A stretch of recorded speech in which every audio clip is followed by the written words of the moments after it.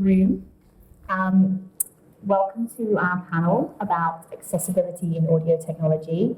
This is the second time that I've been presenting on a panel like this at ADC, and I'm always really, really glad to see something like this on the bill at these kind of conferences, especially as music technology and accessibility don't very often get included together, and it is a huge issue. So I just want to say thank you to the panelists for joining us. So thank you to Amble, Jason, and Robyn and William for giving up their time today to talk about this, because we're going to talk about lived experiences today and just help people who are trying to think about how to get into, like, how do I make my thing accessible, or what are the problems that we face and what are the solutions that we've come across and how do we work around that.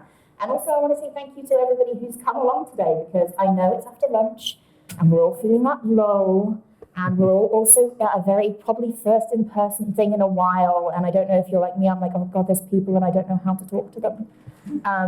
But that is what we're here to do. So first of all, I'll let the panel introduce themselves. My name is Amy. Probably should have done that up front, right? But my name is Amy. I go by they, them pronouns, and I'm classed as neurodivergent, and I am an accessibility and technology consultant, and have done a PhD working on accessible digital musical instruments. It's a very, concise mouthful for the last few years. So if, Amble, do you want to make us start by just introducing yourself quickly? Yeah, my name's Amble Skuse. I'm a composer. Can you hear me? Yeah, I'm a composer and I suppose sonic artist in some ways. I do a lot with electronics. I'm disabled.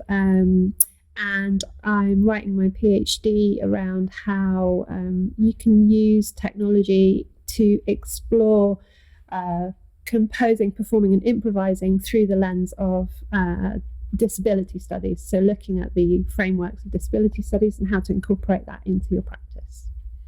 And Jason? So I'm Jay, and I'm a music producer in my heart. Music producer. I'm also an audio engineer and accessibility consultant, and I work with different manufacturers to make their hardware and software accessible, as you'll see a little bit later. So that's Jay. And Robyn? Hi, my name is... It's all right. Is that me? No, it's typing. All right. Maybe mute yourself when you type. That's a lesson to all. I've definitely done that. My name's Robyn. I use she, her pronouns, identify as a queer woman.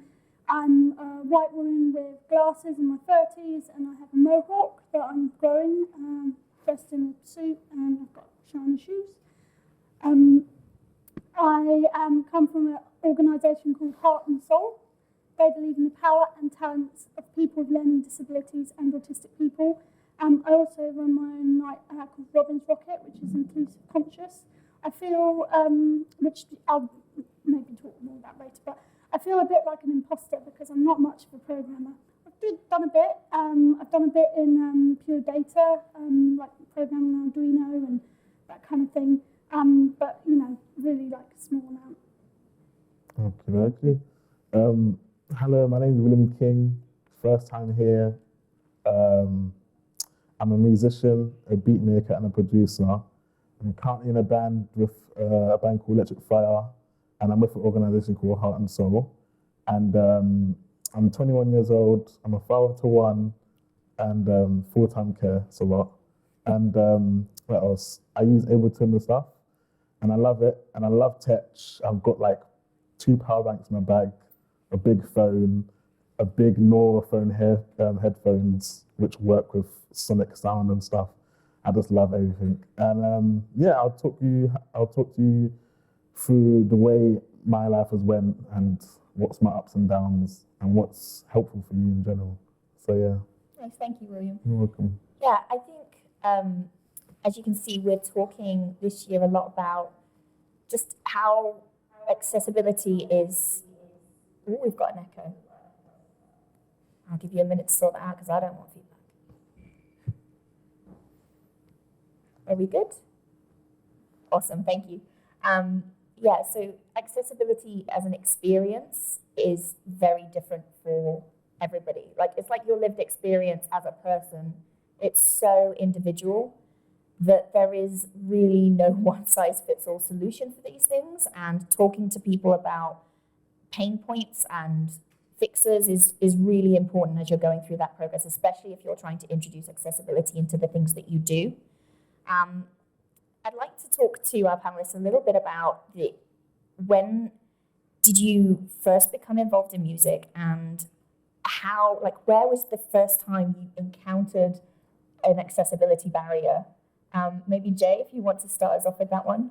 Okay, without giving away my age, I've been into music for quite some time, over 20 years, and I was, I guess, at the tail end of the analog recording on tape, early days of Pro Tools, etc.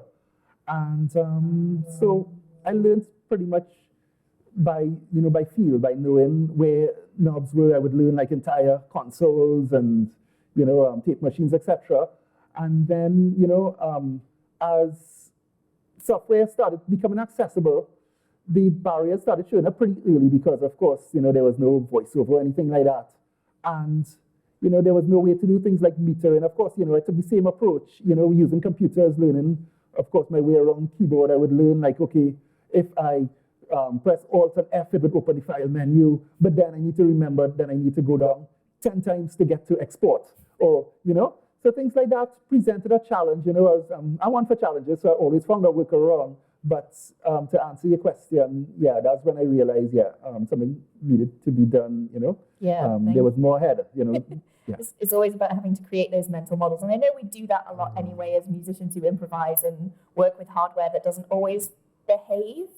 Let's put it that way, or technology, like the demo gods that you pray to before you go up on stage and do anything. We're always a bit. Or if you press the arrow 6 times instead of 5, and your day goes downhill. Just like, no, I'm not where I thought I was. And there was no wife Sarah in those days to say, Sarah, did I go down 6 times instead of 5, right? There's definitely a lot that we have to improvise as musicians anyway. Robyn, how about you? How was your experience, like finding music, and where did you find your first barrier to access? Well, I have problems with my sight. I have nystagmus, which I'm not pronouncing correctly, but what it basically means is that my eyes are constantly moving up and down, and so it makes like reading or navigating anything quite difficult. The bigger things are, the easier. So probably the first barriers that I experienced were like accessing a computer. Like I was always quite, I always have cerebral palsy, which, mouse-based computers, it's not too much of a problem, but like typing and stuff, I'm quite inconsistent with my, I type with like 3 fingers. So I kind of struggled to navigate computers. Certainly when I first came across a Mac, like me and the Mac didn't get on very well. But I gradually learned like where the accessibility tools were to like make the screen bigger, so everything's a bit bigger. I've never really, because I'm not totally blind, I've never really found the screen reader. Like sometimes it gives me too much information, so even the accessibility tools that are there sometimes aren't that accessible to me.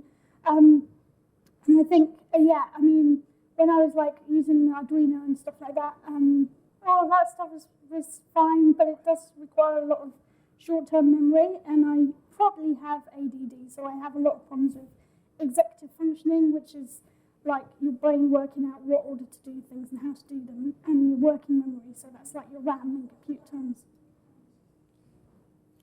Thank you, Robyn. And how about you, Will? How do you find music? Again, we've got that feedback. But... I think it's a Zoom,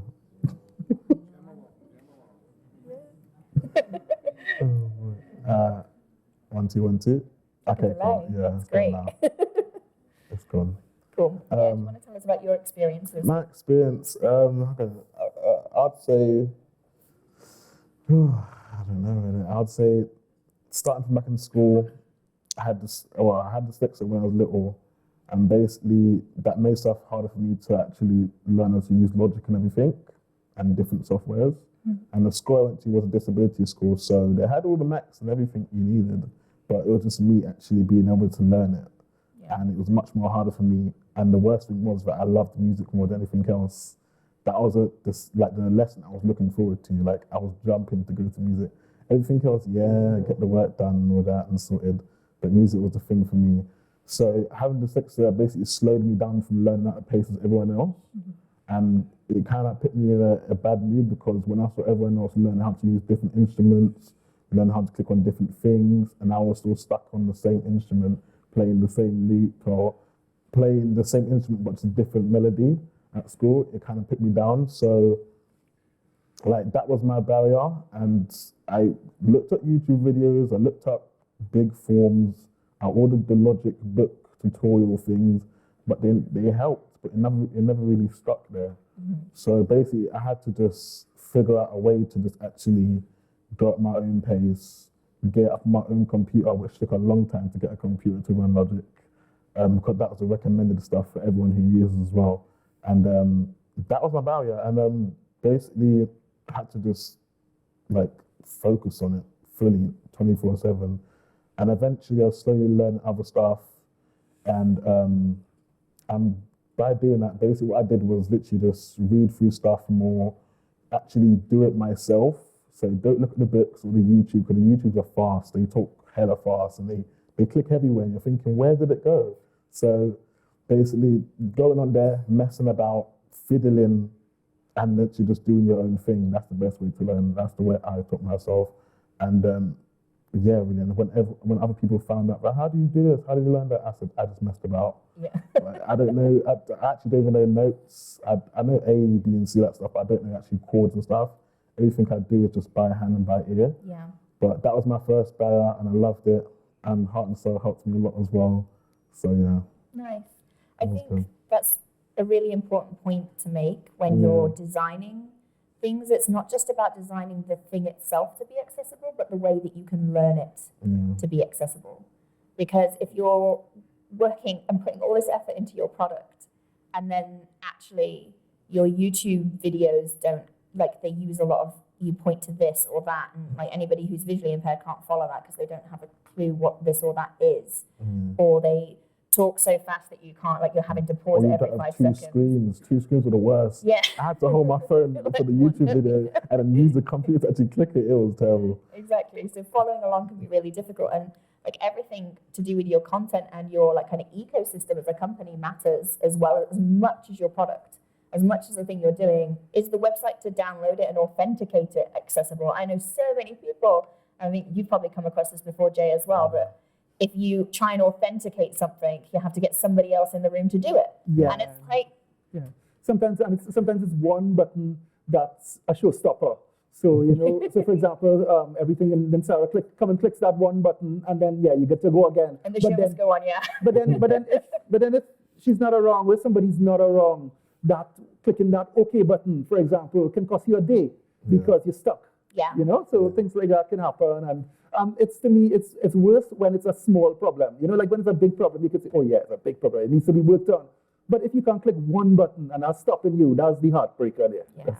Now, I think this kind of raises like a really important point about like, I guess, like money is privilege. Like if you can pay for somebody to help you, or you have a partner who can help you, like that puts you in a bigger advantage. Yeah, for sure. Like I've just got to the point where I can pay someone once a fortnight for a day to just help me do the things I can't do. It's made a massive difference to all areas of my life, so I think that's really important. Yeah, there's a whole stack of different things that come with so much privilege, and it's definitely like everything about who you are, including your disability, can put you in a different space. I'm hoping that we've managed to tame the gremlins, and Amble can talk to us about her experience with finding creativity and any barriers that you've come across, Amble.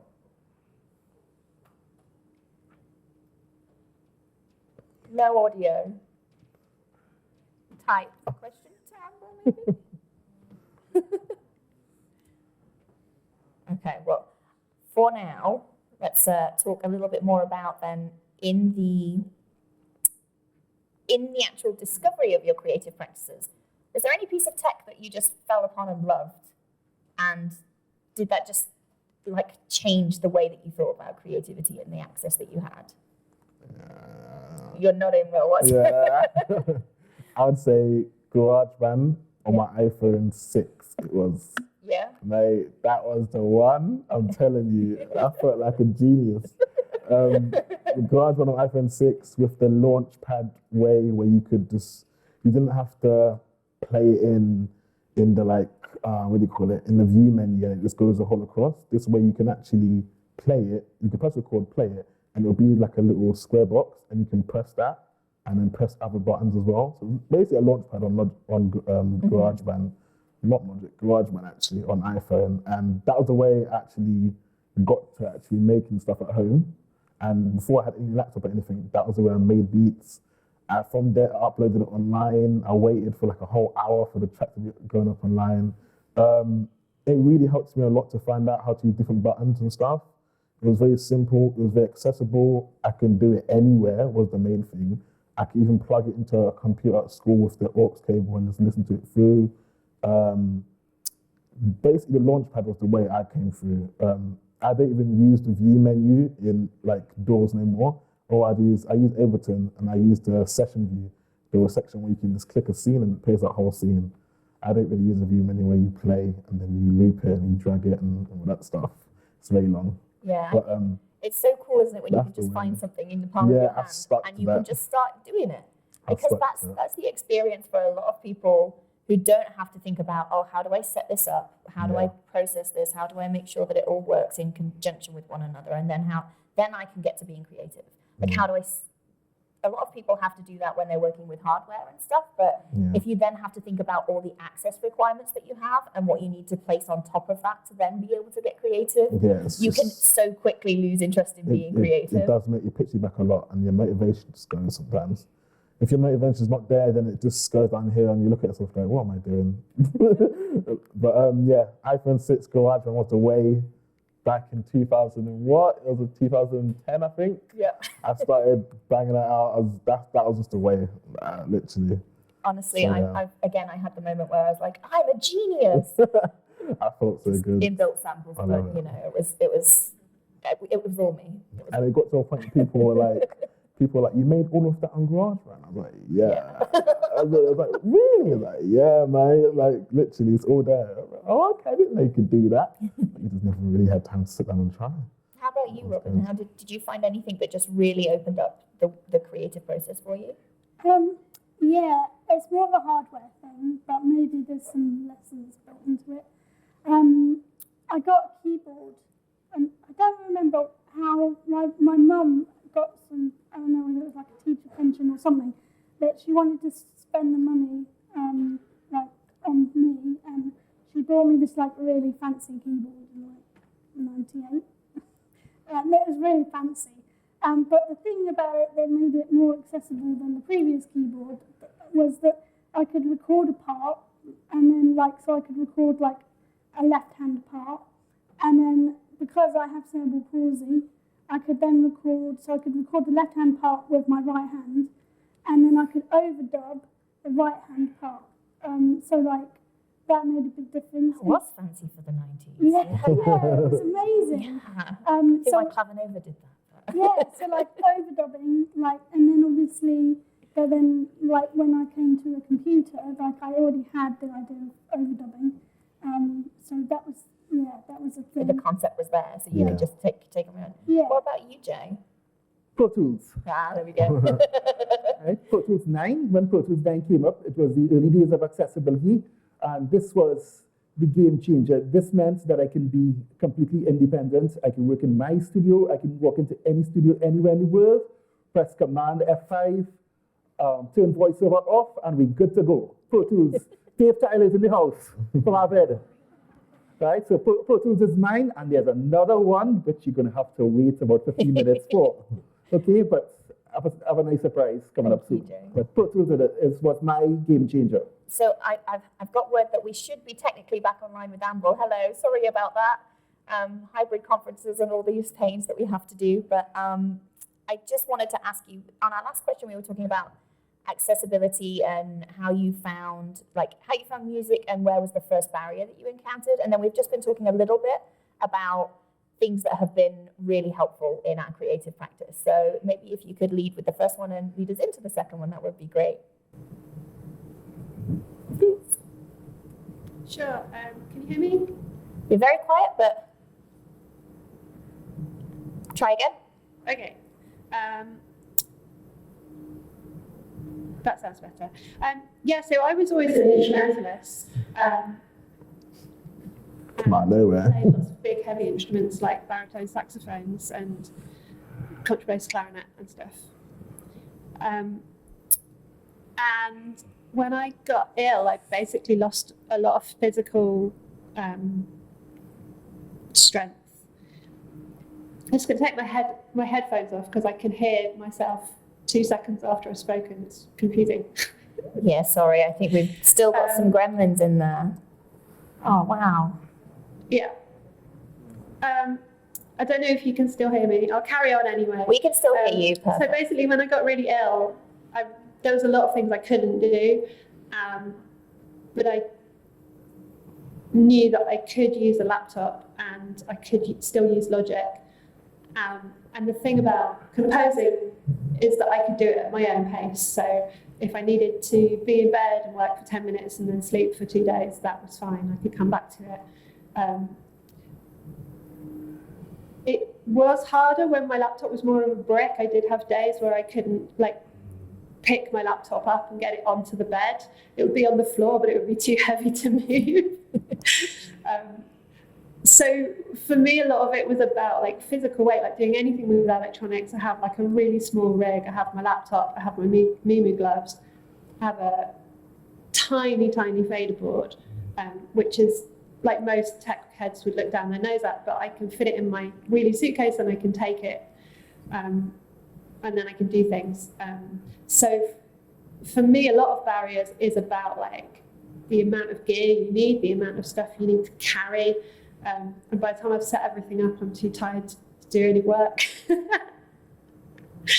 So really, the game changers for me are stuff like Macs, where I can make a pedal board inside my laptop, or figuring out how to use Logic as a pedal board for my fiddle so that I can. Yeah, I totally agree. There's just so much about convenience in the inconvenience of some accessibility problems. It's just that you won't bother, because if it's going to take you another day, or you're having to lug around something that's just not accessible to you, why would you include that in your setup? It's just not possible to have. And even though some things might feel I know we have a lot of this gearhead kind of attitudes in audio sometimes that we come against, and people have opinions on things. But I've always been a you do you kind of person. And if you do you is working off the same laptop you've had since the 90s because you trust it, that's what you're going to do. And those are the things you're going to have to come up against in building an accessible product, because you're going to have to think about portability and not excluding the people that have a setup that's unconventional. You can't just assume everybody's going to have access, like you said, including privilege. I don't know about you, but I had Macs in my school too, and I couldn't go home and work on a Mac because I couldn't buy one. And I actually vowed, I'd never, it's such elitism, I'll never buy a Mac. And of course, I'm reading this off an iPad to you. But because as soon as I could afford one, I got one. But everything about my practice before then was limited by what I could actually afford or acquire through non-problematic means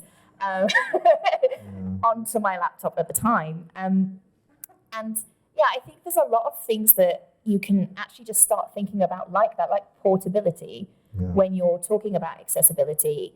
And even just this, having conversations with people who have a completely different mindset and setup. Just having that experience. Is there anything that you think could just really help open up some of those barriers for accessibility? Jay? Yeah. Basically, the first thing to open these barriers is you, right? When I say that, it's the way you approach people, I would say, I like to look at the accessibility situation and, dealing with people as a positive thing, right? I know it's a topic that can get heavy, and us as differently able people, well, I don't like the word disabled, so I don't use it when referring to myself because I'm differently able, I'm not disabled, right? So in approaching people, the first thing to break those barriers is you. When you approach somebody, the approach you take. So, for example, you wouldn't go say, well, you need to make your product accessible. You can probably try something like, so what if we work together and we did something cool, right? That has worked for me time and time again, right? Be prepared to, work with them, and tell them, suggesting you do a lot of research on your own first, so that when you go to these manufacturers, you say, maybe you can send notifications using Apple's API, or, you just talk intelligently about it. And then you're going to find that they're willing to work with you, and the results has always been positive for me, in approaching it that way. So, one thing, it may sound a little bit harsh, but don't approach it from a situation where the world owes me because I'm differently able. Nobody owes you anything, right? But you can work with them to do something really cool and make magic together and make music together. That's my, so that's my first thing. That's what opens the barriers for me. And I agree. I think there's a lot of, we all have a lot of bias when we think about the topic accessibility. And there is a lot of people who assume that it's a particularly good deed or a feature that we can add in later that people will just like. But if it's not there in the first place, I'm sorry to tell you, they're not buying your stuff. Like, I'm not going to waste money on a product that doesn't work for me, because if I can't use it, if I can't plug in and play with it when I want to, it's going to be off my list. And I think that people forget that, your audience, when you're talking about people with a disability, however you prefer to refer to yourself, there is a huge percentage of the population. I think the figures 5 years ago were 20% of the population. And that's a huge amount of people that you're just willing to shut out from your product, who actually, there's no rhyme or reason. Everybody is creative. Everybody has the capacity to be creative. Like, bring everybody to the table and see what they can do with your stuff. And if they can't do anything with your stuff, that's a sign that you need to do something. But it's definitely. Is there anything for you, Robyn, that you think could just really improve the way that people approach accessibility in tech? Yeah, I think having like a user group of people, you should pay them. Like, 100%. Why should they help you for free? Like, so, they have a disability, but they don't, you actually have to give them some money. Like, they're doing something that you can't do. Thank you. Just like if you pay someone to write something in JavaScript and you don't write in Java, you pay them. You don't expect them to do it for free just because you can't speak JavaScript and they can. So I think that's important. I think also having like lots of different disabilities represented, but also like don't just pick someone because like, oh, this person's blind, so that checks a box. There's actually like you want someone who like knows a lot about sound and knows how to, has probably come across like Pro Tools and Logic and Ableton. Like someone like me, like I don't really know much about anything really. I mean, I sort of do, but not really. There's a lot of other better autistic people that you could ask that have a lot more experience, unless you are going for the, sort of tinkerer type people. And I guess I'd fall into that category. But I think it's really important to have that user group of people and to not expect them to do it for free. And don't just be like, oh, well, we'll give you a free whatever.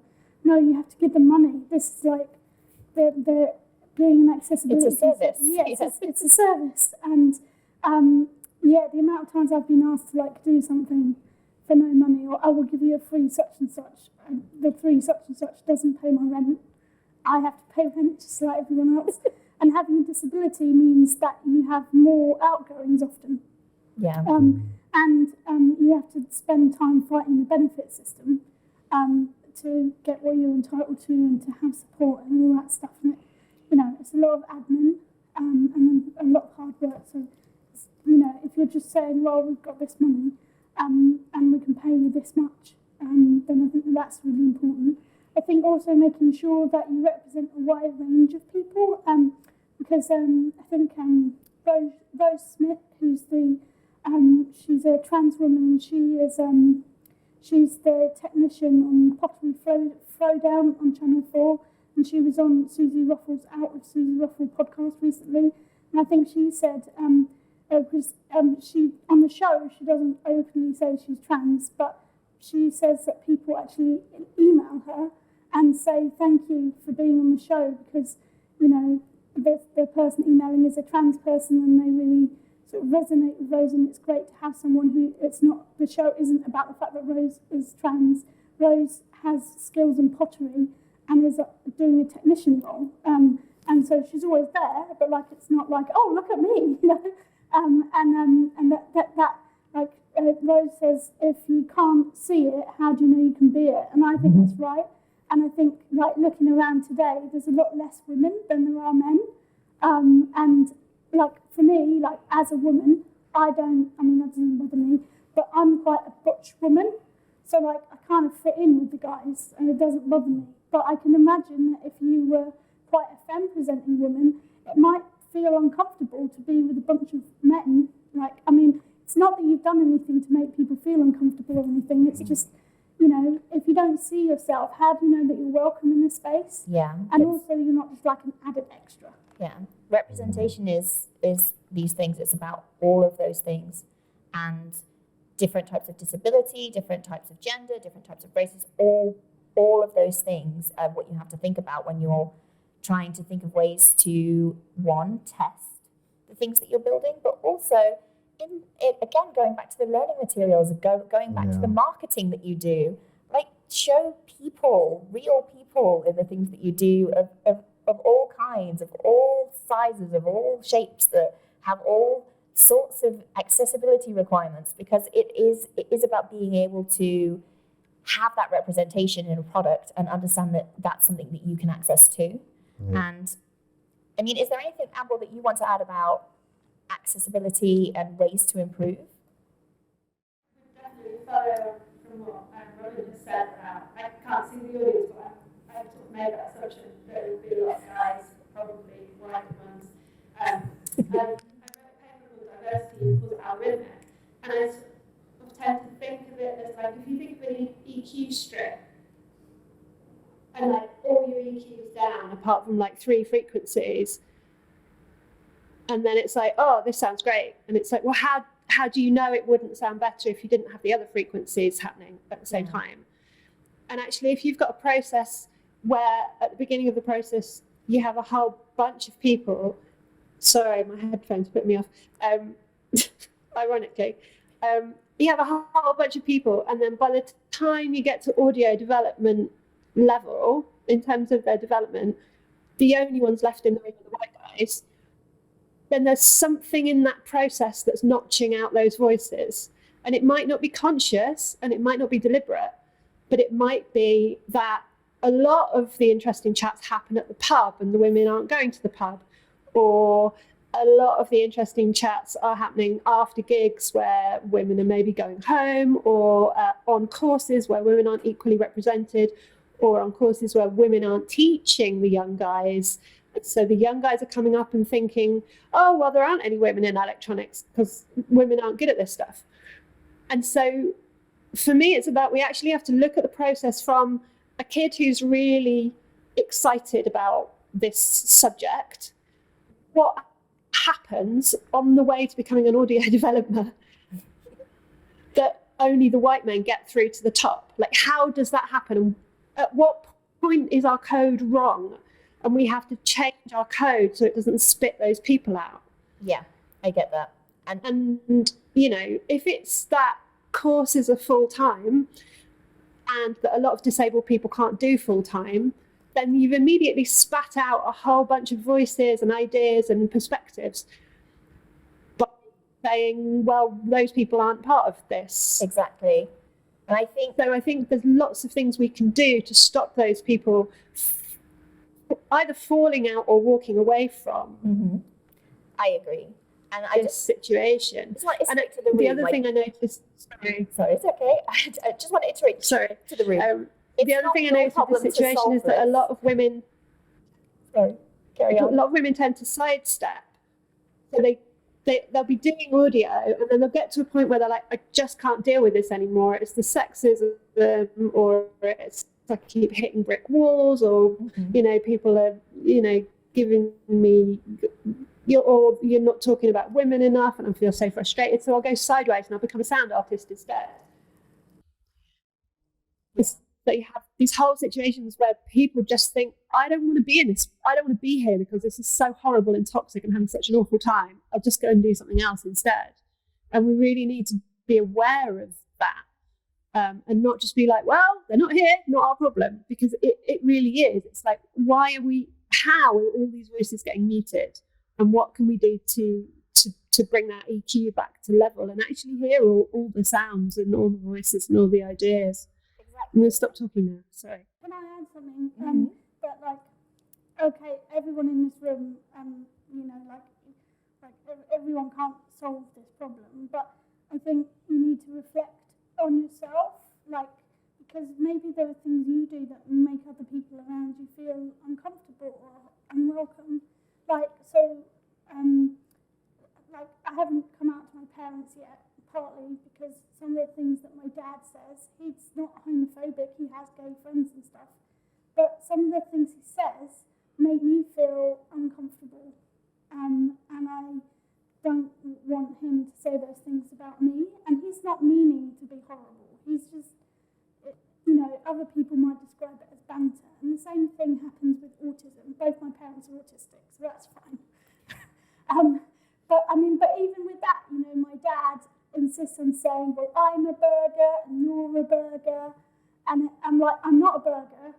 I am autistic, or I have autism, but I'm not a burger. And that comes from Hans Asperger. Yeah. But I don't like him talking about that, but I have a very strong, obviously you can't change your sexuality, but I feel like you can't really test for your sexuality, but obviously you can for autism. So I know that I don't have to worry about proving that I'm autistic enough to get a diagnosis. That happened a long time ago when I was 11. But as people, that sometimes you might say something that might come across to somebody else as making them feel uncomfortable. Or and I just wanted to add about, courses, thinking also about people's other commitments. So, for example, if you're Jewish, then once it gets dark on a Friday and Saturday, it's Shabbat. And so you might not be able to attend a course on a Friday evening or on a Saturday because of that. Obviously, there's lots of other religions other than just Judaism. That one just came to mind. But yeah, I think really understanding those things and really reflecting on your own, what is it that I say? Because sometimes people say, oh, yeah, that's a bit autistic.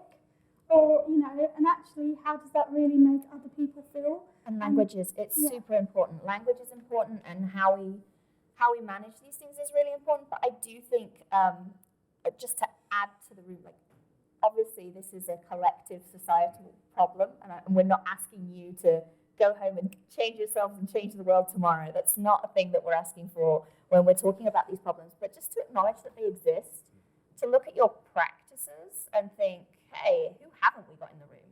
Why haven't we got them in the room? And what can we do to get them in the room? And if that's just one person on your team that changes that attitude, that really has a big impact, because it's small waves that start this kind of positive change. And accessibility isn't going to happen for you overnight. Inclusion isn't going to happen for you overnight. These are long game things. People who go, oh, that's a nice to have, that's a feature we're going to add later, you're forever going to put it to the side because you're treating it like that's something that is a good deed for you to do, and not seeing, as we mentioned before, that this is a business case that includes all people, and that makes your market so much bigger. It's a thing that you can do to improve access for everyone as well. Accessibility work actually improves the process for a lot of people. And I think what I'd really like to invite Jay up to actually demonstrate just some of the changes that we've had since the last one. All right, we got some beats ahead of time. Okay. But since our last panel, we've had some of these conversations. Our last panel was 2 years ago, and in that space and time, we've seen some changes to hardware and software, where we've seen huge improvements for different types of access. So Just while Jay's getting himself up, just give me a thumbs up when you're ready, Jay. Yeah, it's these kind of things, the small starting points that can really have a big ripple effect out into getting somebody involved in your process that can help you understand, because it's a scary space to be in. You don't want to say the wrong thing. You don't want to do the wrong thing. You don't want to do something that makes you less accessible to some and more accessible to others. It's a hard space to navigate socially. And so speaking to the right people really, really helps. And are we all good, Jay? I'm all good. Ah, wonderful. So Jay's going to talk to you about what's happened since we spoke in 2019. Okay, so we've talked about the issues that, we all, know that still need to be dealt with, but I want to take it now into what is being done and what has been done. So first of all, I want to, we're going to celebrate for the next few minutes, right? So the first people I want to celebrate is the ADC team, Sophie and Sophie Carus and team, right? Take hands. All right. So let me see how to do this, right? I'm trying to figure out how I can do this in the shortest period of time. So I'm going to give you a story of when things go right with accessibility. So we were at ADC, Sarah and I were at ADC in 2019, and I walked into the Arturia booth, and I was messing around on this keyboard, and it was nice, but I couldn't use it. How I used it was Sarah was telling me what was on the screen, right? She was saying, okay, Jay, this patch is selected, right? And I kind of said to her, wouldn't it be nice if this keyboard was accessible? So long story short, I did my demonstration here, and as I was walking out, as I was leaving for the day, someone tapped me on my shoulder, and a very French accent said, "We want to be accessible." Right? That's all he said. We want to be accessible. We talk on Skype, right? So long story short, a week later, I was having a chat on Skype, and I'll let the keyboard tell you the rest. So, ladies and gentlemen, okay, so I have this brass up here. If I wanted a little bit more reverb, for example. Reverb volume, minus 27.0. Reverb volume, minus 10.2 dB, minus 13.8 dB. Right, and I can grab all these sliders and everything, right? One filter and attack. So now minus 13.8 dB. Thank you, Kilab. Okay, so now I can grab these, if I wanted to browse the amazing library, check this out. Browsing instruments, ARP 2600. Okay, so let me show you where the real magic happens, right? So I've seen this before, where you can browse stuff, but I was able to work with the Arturia team, the engineering team, and it was such a fantastic experience, Pierre Lynn, Pierre Pfister, Brian, and, we were just able, during the pandemic, we would speak on Skype and Zoom and Skype, and we would basically, go through features. Okay, what do you want it to do? Jay, this is cool. Guys, check this out. I'll get emails, sometimes 3-4 times a day. Jay, check this out. And, we would work on everything together from, how the voice prompt should work, what should be said, the delay time when you press buttons and stuff. So basically, let me show you now. So I'm browsing the amazing library, right? Let me show you the action here. Check this out. Clavinet, CZ, DX7. Okay, so let's load up a nice DX7 base Fusion here. read. So here we go. Moving fifth. Rome 1A15 base 1. Loaded Rome 1A15 base 1. Okay, so maybe we should take the octave up on this patch. Select part 1. Okay, and I'll take Not the move octave part up. 1 off. Octave part 1. Okay, so now let's split. Let's do a nice split. So these are things, that would be like a nightmare for like a visually impaired person before, right? Because, I play live on stage and stuff, and, I don't have a bass player, so, it would be a lot of problems, and I'll need sighted assistance in the past, to basically get things done. Create splits. So I'm just splitting up this note here. All right, let's go to part 2. Select part 2. And in part 2, let's get the stage 73, one of my favorites, up. Browsing instrument. DX7. Menu. Piano Grand. Solana. Esculate. Synclavier. Synthy. Synclavier. Stage 73. Browsing stage 73. 78 presets. Met before. Rooftop EP, the butterfly effect lovers end. Moment by moment. Not love EP, sweet phase EP. Reset row money 15 minus Okay. 13.8 Let me just dB. drop the octave of this, and I think we get to go, you know. Select part 1. Okay, sorry. Select part octave part 2 minus 1. Let me just drop the level of this Rhodes a little bit. Select live. Okay, and let me just grab this fader here, part 2. Drop the fader level a little bit. P2 volume, minus 5.87. P2 volume, minus 5.1. Let's get part 1 down a little bit. P1 volume, minus 13.4 dB. Minus 6.22 dB. Minus 5.52 Okay, dB. and if Sarah, can you please just press the space? But okay, here what, guys? I need you for this, right? We're gonna go 1, 2, 1, 2, 3. Sarah, hit space bar on the computer. Here we go. 1, 2, 1, 2, 3, 4.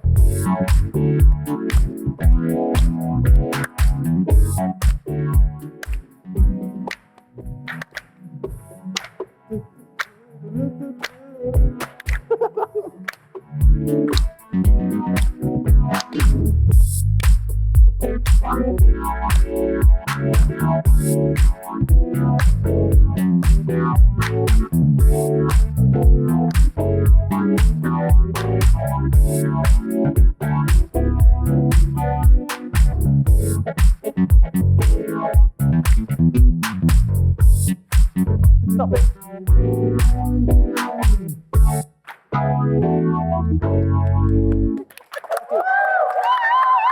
So, ladies and gentlemen,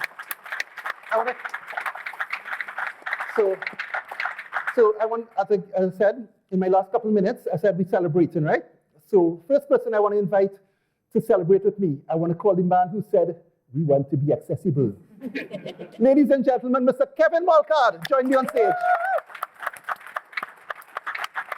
From Australia.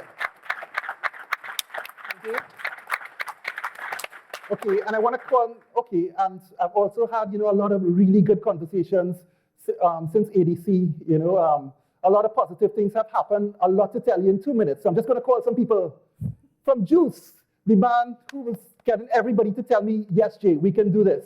Mr. Tom Poole.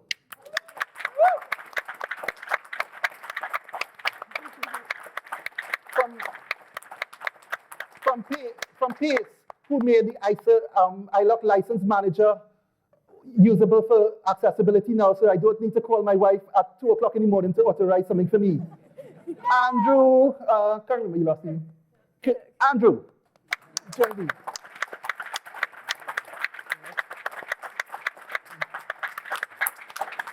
My good friend, who thinks I'm absolutely crazy because I call him with a new idea almost every week, but he answers his phone. Mr. Dave Tyler from Aved.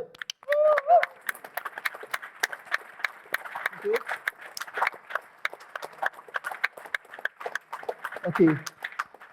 From Focusrite, Harry Morley, Anthony Nichols, and James. James, I can't remember your last name, but I know you're here. Join me. Stand up.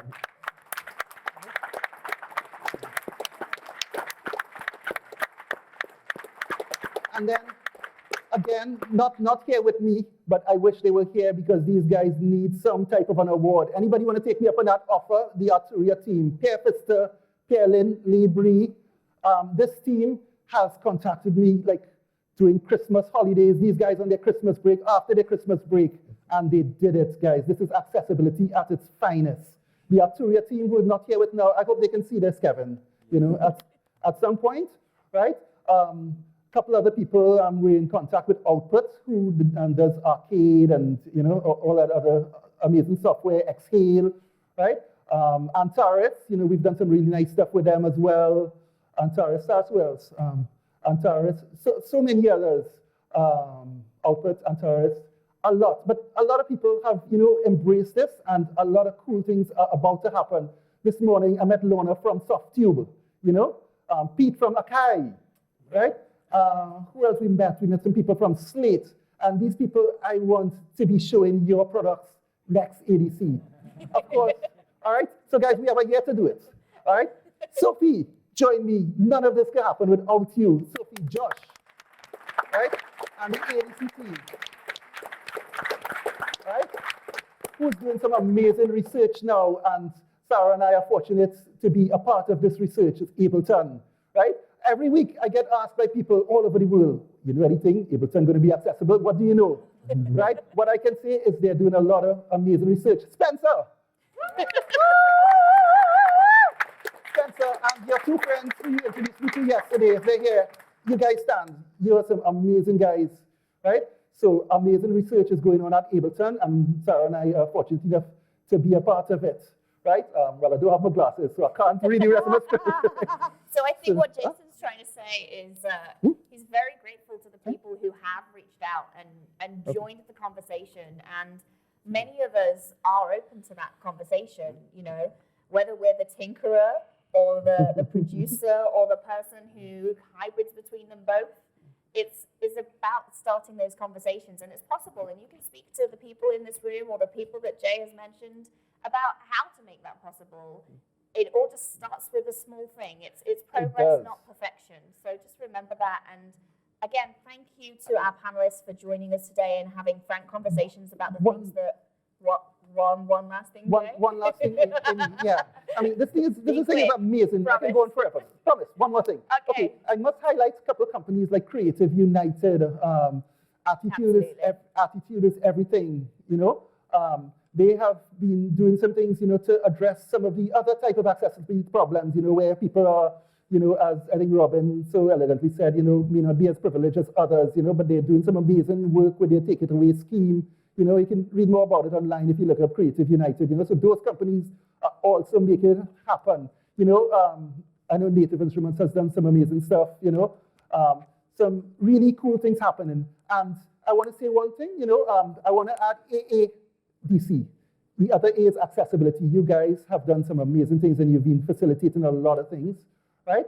So pretty much, yeah, before I talk anymore, so I want to say thank you so much, guys. It's someone told me accessibility is a long road, but let's travel that long road in a Ferrari, okay? Kevin. So yeah, am I still on? Yeah. Thank you to everybody who came today and who is going to put accessibility on their product line. If you do want to talk more about this or get involved in some ways, I did have a last minute decision, partly because of ADD, to decide that next year I will run an accessibility and music tech conference, a one-day stream. You can go to accessiblemusic.events right now to sign up for interest in that. And I can't make any promises to who's going to be on there or who's going to be sponsoring, or maybe somebody in this room would like to. But that's something that I've been passionate about for a very long time, and I think having one panel on this, we can't cover the depth of this subject. And I'd like to show people how to do this, not just in the programming side of things, but also talk to people and have more sessions like this and actually help people understand and conquer accessibility in a bigger way and make music tech more accessible. So if you'd like to join me in that, please do visit that and sign up. accessiblemusic.events. There you go. Yeah. I should be on a radio show, shouldn't I? But yeah, that's all we have time for today. Thank you so much for sticking around. A huge round of applause to our panelists for all of what they shared today.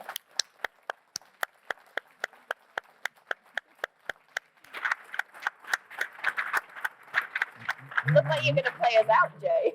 Play out. Yeah, I think you should. I think you should. Start that groove again. It's a space bar.